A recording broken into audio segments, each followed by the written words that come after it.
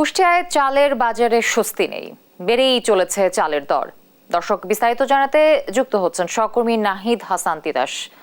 তিতাস, চালের দাম বাড়ার কারণ আসলে কি তথ্য রয়েছে আপনার কাছে?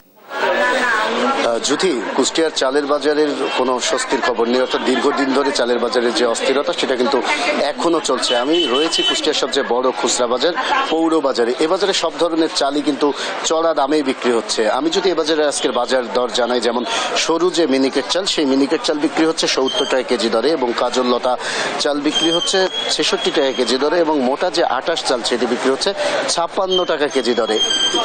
এছাড়াও যে ধরনের চাল রয়েছে বাকি যে চাল, সেগুলোও কিন্তু বাড়তি দামেই বিক্রি হচ্ছে। অর্থাৎ দীর্ঘদিন ধরেই কুষ্টিয়ার যে চালের বাজার সেটি কিন্তু অস্থিরতাই বিরাজ করছে, অর্থাৎ কোনোভাবেই নিয়ন্ত্রণে আসছে না। আমি এ বিষয়ে যারা এই বাজারের খুচরা বিক্রেতা রয়েছে আমি তাদের সাথে কথা বলেছি। খুচরা বিক্রেতাদের যেটি দাবি যে আসলে তারা মিলগেট থেকে যেভাবে কিনে সেভাবেই কিন্তু বেচে। তাদের এখানে দাম বৃদ্ধি বা দাম কমার কোনো সুযোগ তাদের হাতে নেই, কারণ তারা মিল মালিকদের হাতেই কিন্তু তারা জিম্মি। কারণ মিল মালিকরা যে দামে চাল বেচবে তারা কিন্তু সে দামে কিনে বাজারে বিক্রি করবে।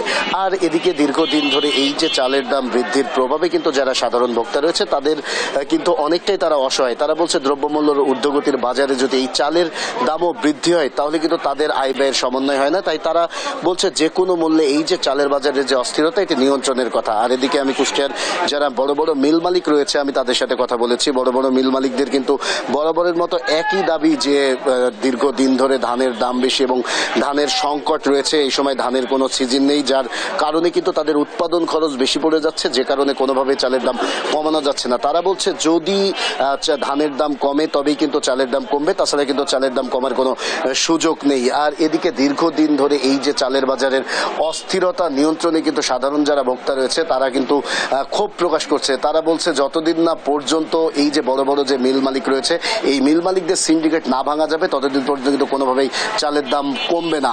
তাই তারা নতুন সরকারের কাছে দাবি জানাচ্ছে যে চাল আমদানি সহ যে কোনো ধরনের এই যে চালের যারা সিন্ডিকেট করছে এবং যারা বড় বড় মিল মালিক রয়েছে সেই মিলগুলোকে অভিযান চালাতে হবে এবং শক্তভাবে অভিযান চালাতে হবে, তবেই কিন্তু চালের বাজার নিয়ন্ত্রণ হবে। এই ছিল কুষ্টিয়ার চালের বাজার থেকে আমার কাছে সর্বশেষ খবর। জ্যোতি, কুষ্টিয়া থেকে যুক্ত ছিলেন আমাদের সহকর্মী নাহিদ হাসান তিতাস।